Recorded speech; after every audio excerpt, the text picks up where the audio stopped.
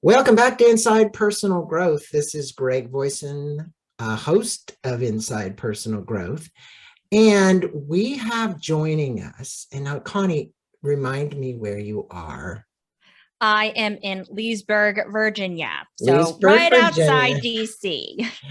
Leesburg, Virginia is Connie Steele, and we're going to be speaking about a new book she has out. I'll put it right up to the camera.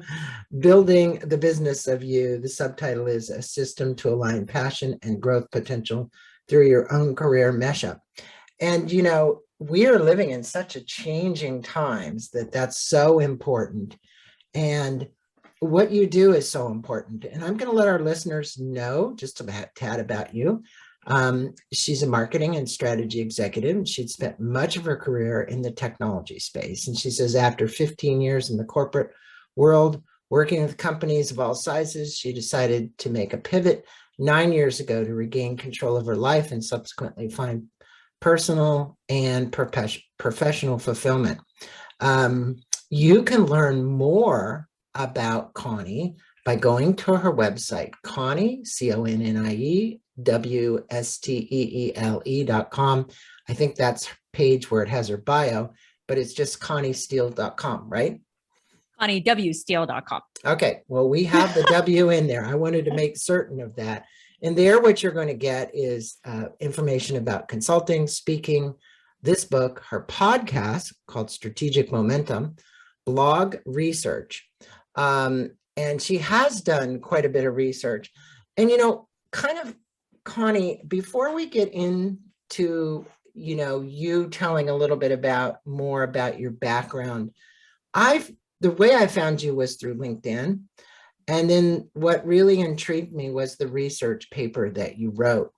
Maybe to set a context for this whole podcast, why don't you tell the listeners what you found out about where the workaday world is going, what's happening to people, and the trends that are going on? Because I think people would be really interested in that. Sure. Well, one of the most important things I think for people to realize is that uncertainty is the new certainty and change is constant. Yes. What people are looking for now, and many of you probably have seen this in the news as a result of the Great Resignation. People's definition of success is fundamentally changing. They are looking for meaning, not just money. They want fulfillment. They want to pursue work that fulfills their passion, that has a purpose. A lot of this too is driven by the fundamentally changing dynamics of the workforce composition. We now have 4, some will say 5 generations in the workplace. The millennials are the largest. They are digital natives and they've grown up differently. They have a focus of wanting to do better, be better. They're very aware of, this need to have that balance of their mental health and physical health and what they do, but they also want to really deliver an impact in the world. And given that would be you. That would be you. Well, actually, I happen to be a little older than that, but it's something in which I guess I've also realized I'm very much like that. But at the time when I grew up, it was very much a straight line path. There was a programmatic, and almost guaranteed or perceived guaranteed way of reaching success. But now that's changed with this shift in the composition of the workforce. Again, you've got 2 generations who think differently. Gen Zs are very impact focused and want to align their passion and purpose. They have had a level of optionality as a result of technology that has enabled them to pursue different paths, pursue different interests, learn how to monetize things differently. And, they may even think about being influencers, creators, and so forth, and start with wanting to be the CEO from the very beginning. So once you have that context, in addition to, again, the other generations that are there, it's important to realize, well, what's happening? Why is it happening? What are people really looking for? And it's not a one-dimensional pathway to achieving that level of success. It's actually multimodal. Right. We are multidimensional. Also, we're multifaceted. So there's been fundamentally this shift from this linear, sequential, somewhat conformist and rigid approach to how we achieve what we want in our career, or even, I guess it was moving up the ladder was that original goal. And those goals also in the past were much more narrow. People were focused on money, title, and power. That has shifted to one that's much more fluid, multimodal, multidimensional. It is one in which people want to really express themselves, be their whole selves. It's about individual agency. And so what you see is this convergence of physical, digital, purpose, also profit, work, and life. But people want to integrate that. It is not, again, a very siloed way of looking at things. It's very integrated. With your foresight and wisdom, because this is something that you've researched and you've spent all this time looking at, and you consult with companies on this. If you were to see around a corner, Connie, and look at the workforce of the future, in other words, let's project out 25, 30 years from now.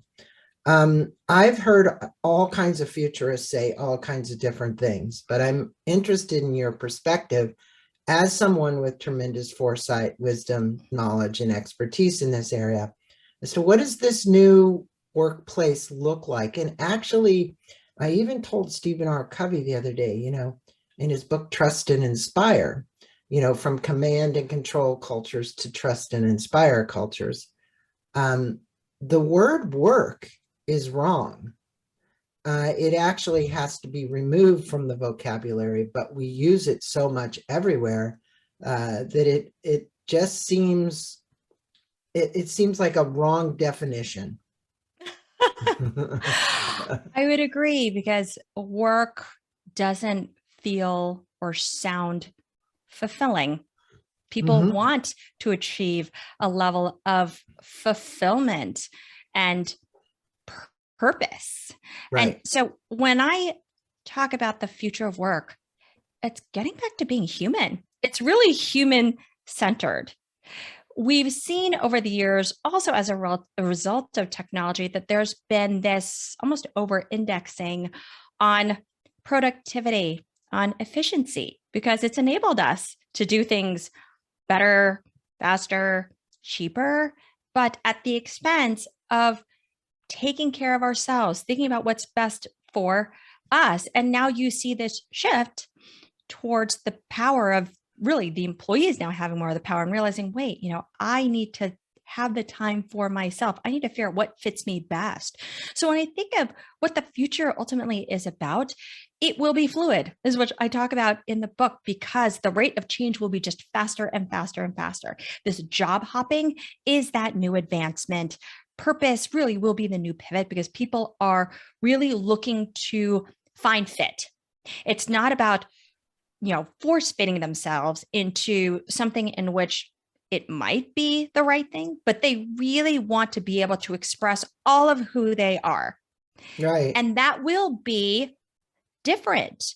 You see this shift in people expressing their identity, their personal identity, at a much earlier age and being comfortable with that. And inevitably that will shift over time, but they are open to exploring and understanding who they really are, and have actually this depth of knowledge that many of us, I know I didn't when I was younger, on what does it really mean to be all of me? And when I can really just be me, and whatever that may be, I know I will find that flow state.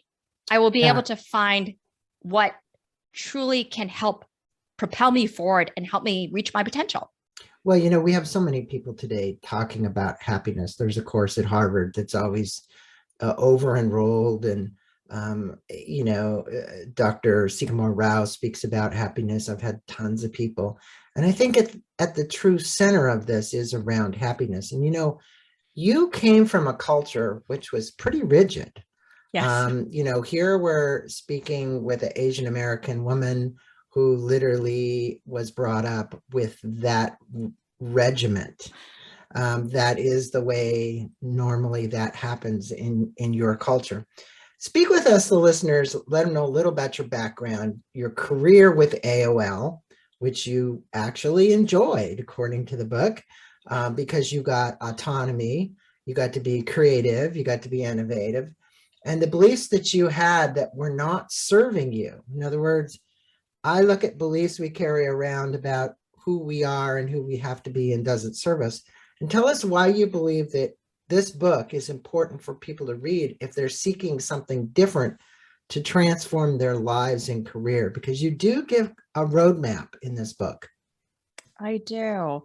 So much of this has been this journey to, I guess, somewhat explain my own story, but I didn't even realize it at the time. It was that I was seeing this fascinating pattern of all these other really amazing people that I interviewed on my own podcast and trying to understand, wait, what's going on and why? But my own personal story, as you've mentioned, I am a child of immigrant parents. I'm a first generation Chinese American.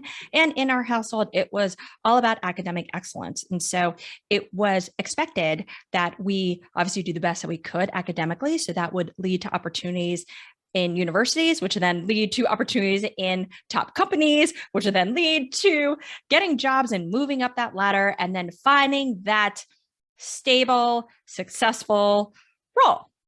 But when I entered the business world, I thought it was a meritocracy. I thought, well, it's sort of that similar linear sequential pattern that if I work hard, I do as I'm told, I'll be recognized for my work, and subsequently that will help me move up. But that's obviously not the case. Anyone who has worked in business realizes that there are lots of different factors and dynamics that happen. And I realize that because we have to think about people. There's a whole people dynamic, not just the output of the work you do. And I had no idea how to navigate that and struggled because I had understood the world to be binary. You do A, B, C, grades are quite, rigid and it's very defined. But in the world of work, it's just not. I also learned in those experiences prior to AOL, so I'd worked in consumer packaged goods companies, while there were wonderful training grounds, that there wasn't a fit and I couldn't understand fully why. But it was through some of these experiences that felt like failure to me because I thought I was doing the right thing, but it wasn't creating the outcomes that I wanted, that I knew that I had to really pursue something different. And that's when I got really hooked on technology. So at that time, this dates me, but in the late 90s, I was drawn by all the opportunities that the web was creating. And I wanted to be able to apply that. I had always been right brain and left brain, but I was forced to be one because it was the mathematical sciences specifically, unfortunately, true to Asian stereotype, that was valued. And that's where I was pushed due to my parents. But I wanted to express that. I knew I loved it because I got exposed to it in the job that I had prior to going to AOL. And I realized, you know what? I want to make a shift. I know that being in a very quantitative role isn't the right fit. I want to move from that, which is marketing research, which I loved, but I wanted to move into marketing so I could exercise that creative side, that innovative side, the right brain. So when I went to AOL, it just felt like a wonderful fit from the beginning because it wasn't so hard and rigid and structured. Right. A lot of things didn't have a very specific roadmap to exactly how we needed to do it. A lot of the initiatives hadn't been done before. So you had to think in a different way. You had to operate in a different way. You had to build relationships in a different way because the structure of the company was one where it was a matrix. People may know what that is, but it isn't a hierarchy. So there wasn't a specific clear line of command. Actually, you had multiple people who were somewhat in charge, and you had to build the relationships with cross-functional teams because we all worked together to successfully deliver. It wasn't the sort of industrial line way of working where one function has one role, it's done, then it passed on to the next one. It was one where it was a series of amazing teams coming together to solve a problem. So because of this just different way of working, this ability to learn other people's roles, see how it comes together, try, experiment to determine what would create wonderful opportunities for users. That just felt right. It was that entrepreneurial aspect, I guess, that I had no idea that was really even an option, that made me realize there's just a different way to work. And it let me be me. It brought out skills and talents that I didn't even know I had. Well, I could see that, knowing that the founder's philanthropy work that he's now doing and his wife is creating such a difference. I don't know if you're aware, you probably know that he travels around in a big motorhome and he helps inspire entrepreneurs. And I could see that about him and everything, in the way he speaks and who he is. Now, you spoke about fluidity, and fluidity is something that leads to flow. That's what people are looking for. Stephen Kotler's been on here a zillion times with the Flow Genome Project. And you have a black belt in karate, which is very linear. It's like you have to go do this before you can do that, before this. And Bruce Lee, you said, was your big fan.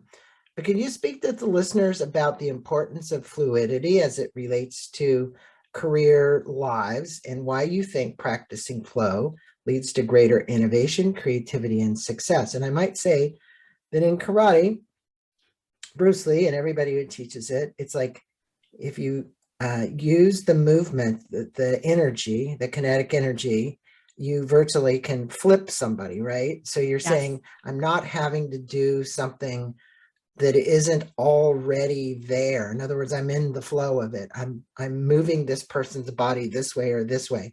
So speak about that, because flow is something that so many people are speaking or interested in, and many people are trying to hack it.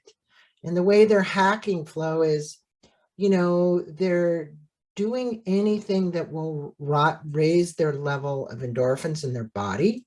By running and exercise, that we know that's one way to do it. There are people that are microdosing LSD as well, so they can get into the flow state. I mean, it goes into a lot of areas here, or they're going and doing ayahuasca because they think that's going to help them get the flow state.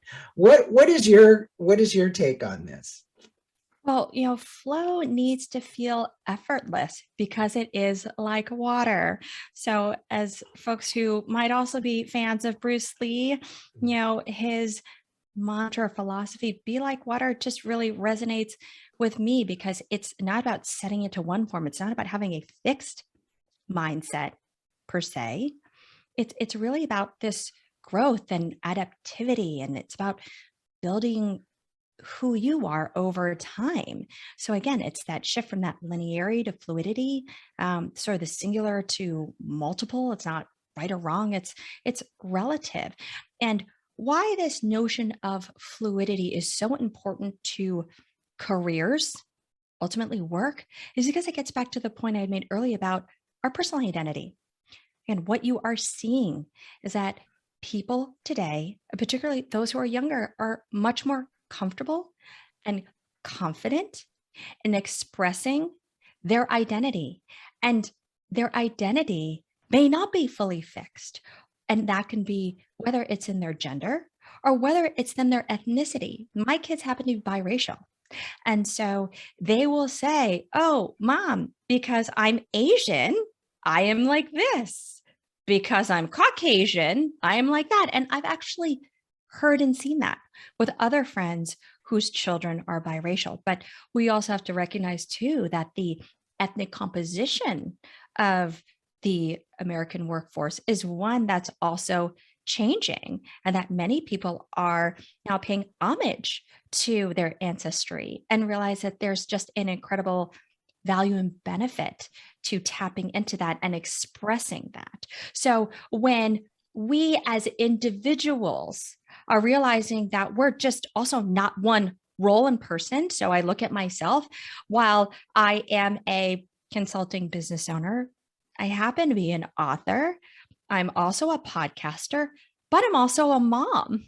Right. And during the pandemic, the context switching that had to happen was pretty intense. Yeah. So I had to fluidly switch as best as I could between all of these different roles to be able to accomplish the different tasks or projects that I had. And when you also take a step back, that all of us have multiple roles in our life, our identities, just in general, are not just one thing. You are a podcaster, you are an author, you are a successful business owner, Greg, but you are also a husband, you are a father, you are a close friend to others. And so your identity switches depending on and a grandfather and a grandfather. And so who your gives identity switches. who gives red envelopes to his grandchildren. Oh. Because my son is married to an Asian American woman from China. Oh, wow. So I know the culture.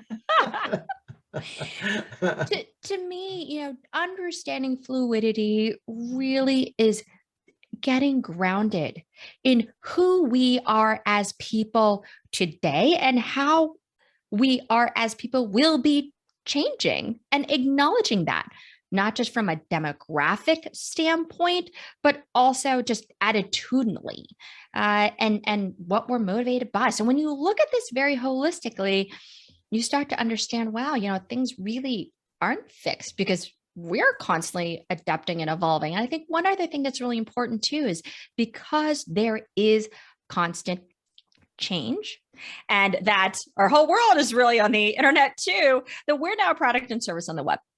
Yeah, And well, you stated that the only constant is change. I agree. yes. And yes. that you proceeded to inform the reader that all the changes, such as mindset change, predictability change, knowledge change, and you had a bigger list than that, but let's just say that.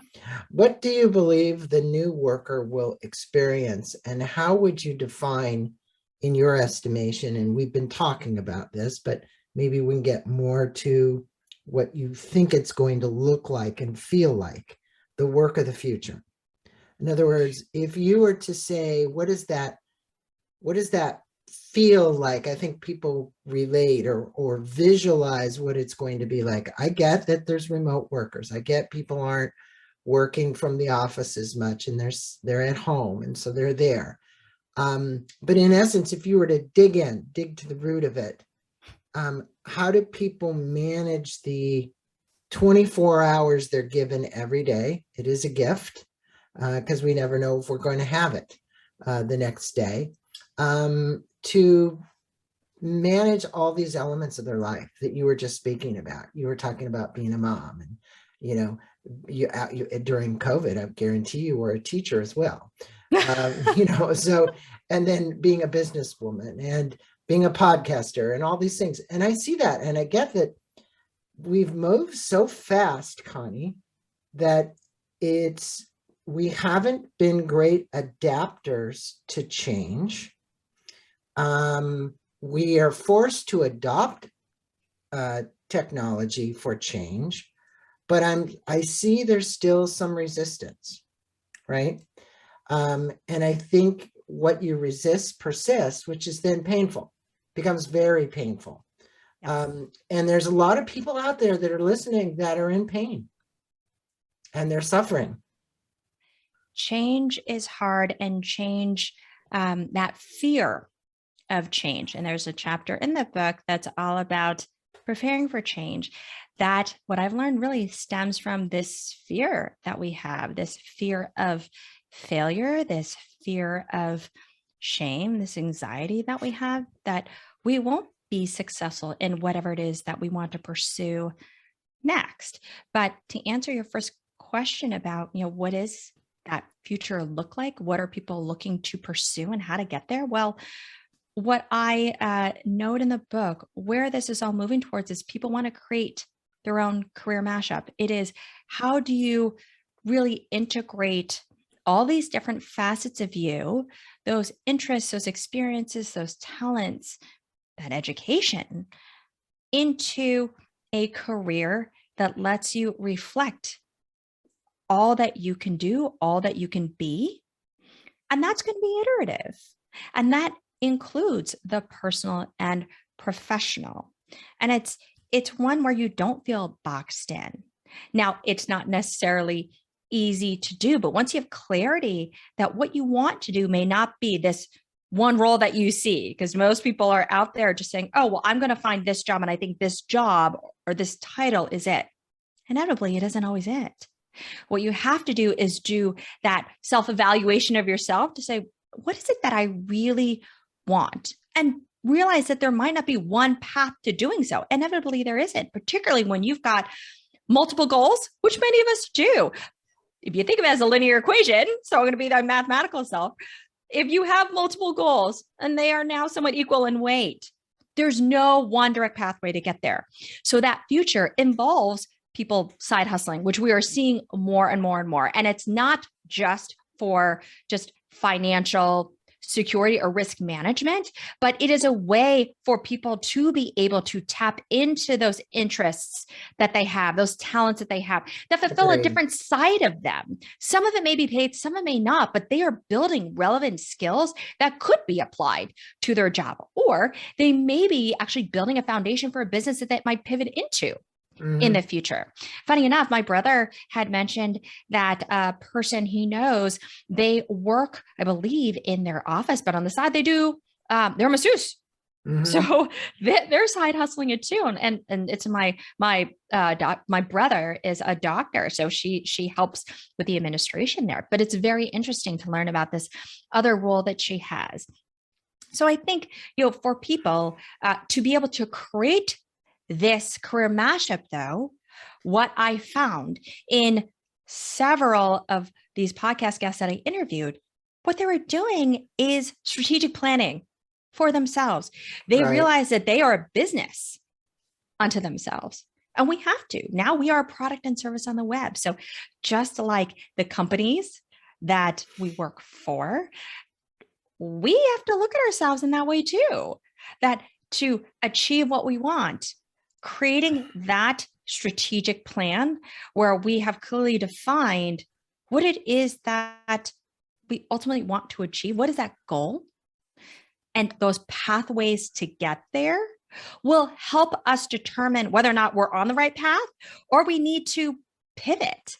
But unfortunately, a lot of us are not taught that in school. And if you don't really do that as a profession, then it isn't something that you necessarily get exposed to. And it wasn't until I saw this common pattern of all these people that I interviewed that they were really mapping out their plan, but constantly iterating over time. Because I realized that they would build, that initial pathway, determine what fit and what didn't, pivoted, and it was just almost data that they pulled in to then help them identify this is the next thing I need to do. So it was all these building blocks.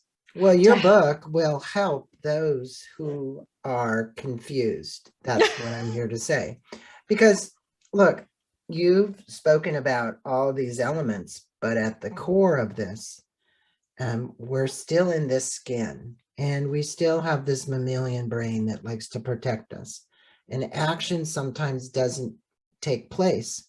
I did a podcast with a social biologist the other day about her book called On the Verge. And, we seem to wait a long time to take action. In other words, it's almost like it has to get right in front of us. And there has to be a threat, fight, flight, or freeze, right? And I'm talking about the psychological effect because this is a show on inside personal growth. And what I'm encouraging you to do would be to get Connie's book if you're in that state of, what do I do next? What's the action that I need to take? If you need to read something, find something to read like this that gives you at least a spark to move to the next direction to go. And if you would, speak with the listeners about what you refer to as the fluid career system and the 5 components of the system, because that part is probably at its core a big part of this book. And I think it is something that you can articulate pretty well in a short period of time to tell people, look, this is how you can do it. But I am going to encourage them to get the book. Sure thing. So these 5 components really is the foundation to help you build this strategic plan. Think of it as research, analysis, and really implementation. And it starts with spying the trends, which is the first component. This is all about doing the necessary research and analysis to understand near-term and long-term opportunities based on market trends, competitive trends, and really your own trends. Know you. A lot of times we don't take the necessary time to understand what's going on out there, but also align it to who we are. Where do we play best? What value do we deliver? Once you're able to really ingest all that information and see those common threads, it will start to really coalesce all these ideas that you might have had on what you want to do in a much more data-driven way, objective way, because then you're going to take that information to help you build this compass. So the second component is called creating your compass. This is actually mapping out a more detailed plan. And there's a framework involved called the GHOST method. So for people who do strategic planning, they'll be quite familiar with it, but it's goals, objectives, strategies, and tactics. And that is just a specific framework to help you organize how to reach these specific milestones. And it not just be a checklist, because a lot of us tend to write down a bunch of tactics and a list, but don't ladder that up into whether or not that makes the biggest difference in helping us move towards where we want to go. The next piece is called preparing for change, because once you have a plan and you get excited, how many of us start to think and maybe put some things in place, and then we stop because we get really nervous about whether or not we can do it, because the task at hand may feel insurmountable. So this is really about change management for you. It's understanding what is causing this fear that you have of not moving forward and doing that introspective work of realizing where is that fear coming from. Next is networking. So as part of any strategic plan, you need people to help you get there. But there is a way to build a relevant network that can support you towards your goals. It's not that transactional dynamic that you see quite often. It's one where you need to build a great relationship with someone, be very clear on what it is you're looking to do, but also in turn help the other individual. And so when you have that plan in that second component, you're going to be better able to articulate to these people what you're looking to do, but it also gives you a guide as to who you need to talk to in order to accomplish this goal that you want. And then lastly, it's about building your skills. Obviously, that should be part of creating your compass, but what we focus on specifically is building those soft skills, and particularly EQ. In today's world of work, connecting with people, reading people's emotions, having that personal awareness, that social awareness, the personal competence, that social competence is so important, because in order to really create that momentum in whatever it is you do, you really need to understand people. And that is something I wish I had learned early on. That was, I think, one of the biggest aha moments I had when I had started my career, because I didn't understand any of those components. I didn't realize those factors can be an incredible kind of driver of action for you. But when you aren't versed in that and you don't have a mentor or advisor to tell you, you hit a wall, and you're not then introspective too on what those factors could be. So those are the 5 components, and they work together while we teach it sequentially. It really is an iterative system. You have a course as well that people can take that's there. So this is probably a good time, because you will get this from the book, but she's also got a course. What is the course that my listeners could tap into, and where is that? Well, you can find that on my website. We're actually going to be having a self-administered course coming out quite soon. So by the time this podcast airs, I'll probably all be all ready to go. Okay. But this is all about building those skills in more depth, because sometimes having those specific exercises, which we have a few in the book, and we have done a course actually live. We first started doing them live, but now we want to make sure that we can reach as many people as possible. But we want to be able to do some of those specific exercises that force you to do the necessary thinking and activities to help you really ingrain how to build that plan. The other thing you should do for my listeners is she has a podcast called Strategic Momentum. You can just type that in Google and it's going to pop up, Strategic Momentum Podcast, or you can click on it on her website, which we're going to have links on her website as well. Connie, you in your chapter on creating your compass, you talk about building the strategic plan. You speak about how to build the plan, which you did, the 4 elements. You put a chart in the book about the psychology of change. And I think that's what I was alluding to a minute ago, is can you discuss this model and also the steps that we can take to move beyond the fear of change? Because we've talked about change itself. As I said, a lot of people, it's fight, flight, or freeze. They're either going to run the other direction, they're going to freeze, or they're going to fight it. What would you state about that model, and also how you could help my listeners move beyond it? Sure. So this model, it's all really this emotional cycle of change. It comes from Daryl Connor, who is a change management expert. And it was actually developed in the mid 1970s. And it's really about researching how people react to change, and has 5 stages. And as you think about sort of the cycles that we all go through, these ups and downs, the peaks and troughs, kind of envision this model like that, where you start off with this first stage of uninformed optimism. You feel certain that you could do this. But then as you start to move towards operationalizing it, there's doubt, because you get some sense of scope and level of effort. And it's also very different potentially than what you've done before. And that can create a lot of angst, because it's not maybe within your wheelhouse or something that is quite predictable for you. So oftentimes people check out. So as you think, if you're starting off at a sort of the lower part and it's starting to move up, you have this informed pessimism, doubt, people check out and they leave. But then if you can crest that and you push past that doubt, you reach this level of hopeful realism. That's stage 3. And then once you start to see some success and you get those signs, you reach the stage of informed optimism. You build that confidence. And once that confidence continues to build, you see more successes, then you reach stage 5, completion and satisfaction. But it is these ebbs and flows that you always have, and those amplitudes that you likely have of the informed pessimism, because I think everyone goes through that.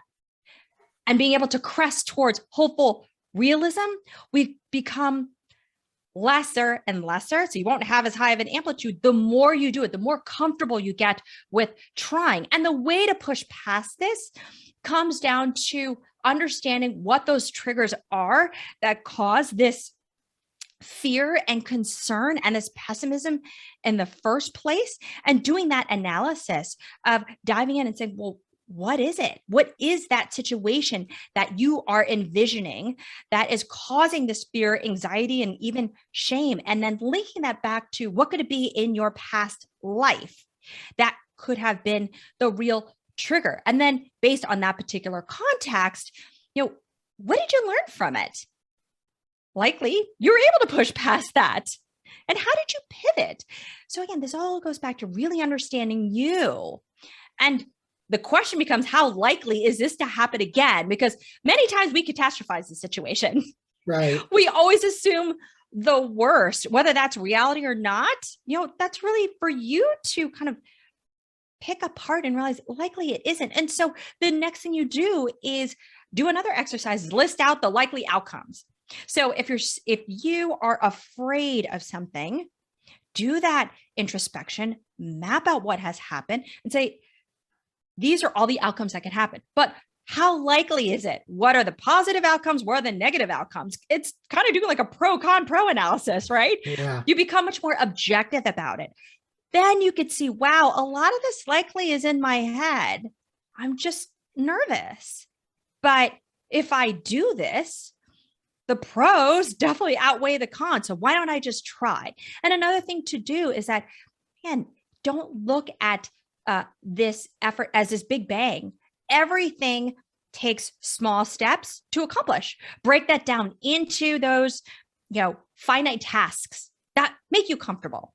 Map that out and start chipping away. Because once you do that first task, which is aligned to what you're trying to achieve, you realize, wait, that wasn't so bad. Let's do it again. Let's do it again. Let's do it again. That explanation of that chart is really informative. And I think people, what you just said allows them to look at the steps, even though there can be some troughs and valleys and in between, peaks and valleys in between. Connie, as we wrap up this podcast, if you were to leave the listeners with 3 takeaways from our interview and something that they could apply to their life and their careers, what advice would you want to leave them with? I'd say realize that the future of work, the future of you is fluid. You will be constantly changing, evolving, growing to reach your own potential. And it won't be a straight line path to get there. And that's okay. And to find that right fit for you that aligns your skills and interests, passions, and talents, it requires you to have a plan. And that plan, realize that plan isn't going to be fixed. You need to start having a plan, though, to get started. It's going to be iterated upon as you continue to gather learnings about yourself in terms of what works and what doesn't. Well, you call it the Mashup, and it can be messy. And you have to be willing to wade through both your emotional attachment to things and your ability to detach from certain things. And I think the Buddha said it really well in one of the statements. He says, you have pain and suffering, and then there's the end of pain and suffering. The end of pain and suffering is the result of you being able to let go and shift your mind. And I think one of the biggest challenges we have is we set a goal or an aspiration, and we've visualized or we think it's going to happen a certain way. And it hardly ever happens that way. You have to be fluid enough to accept it the way that it is going to happen and not be so attached to the fact that you said, well, it's supposed to happen with step 1, 2, 3, 4. That's the way it's going to happen. No, I can speak from experience. It never happens that way. Well, you are a career mashupper. You're an early career mashupper. So you, I'm sure, can intimately share what the experience is like. And sometimes you just have to go with the flow. You do. And, there's so many things in life that affect it. And so regardless of what we're dealing with now, inflation and the war and the challenge with China and that being in lockdown, and, how many things could we actually try and deal with right now? I mean, I think people are looking at the external world and their internal world. And I would just say, instead of becoming depressed over it, if you can, remove yourself from it and do something. I always find doing something physical, like going on a bike ride or walking in the woods or going down to the beach or walking in the mountains or whatever it might be, or yoga, or it doesn't matter, meditation. Do something that removes you from being in the center of the fire, the fray. And at times it feels like that, I know, but Connie has given us hope that we can find a path. Here's the book, Building the Business of You. I will put a link to this and to her podcast. Connie, thank you so much for being on Inside Personal Growth, sharing some of your own personal experiences, your wisdom.